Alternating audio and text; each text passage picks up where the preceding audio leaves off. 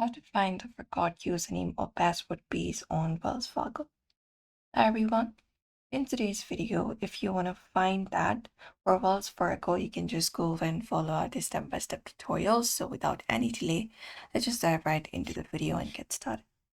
So we can head over to the official Wells Fargo homepage. We can just head over and open it up. And once we open it up, this is our following page. Now here on the section, we can look at the sign in option in the top right corner of the page, right? This one right here, and click on it in order to access it. Inside the section here, we'll be finding different options where we can enter our username, password, and click on sign in option, usually.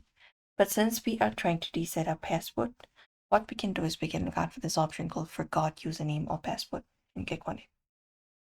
And we can just go over and follow out the process now. So for that, what we can do is we can just go over and enter by SSN or ITAN. Otherwise, we can use our username as well of our bank account or our account number. You can use these three options right here to verify your identity first and click on continue. Once it is done, that will basically take you to a recovery page where you can reset your username and your password. You can follow the instructions to recover your detail. And make sure you are on the official website or the application.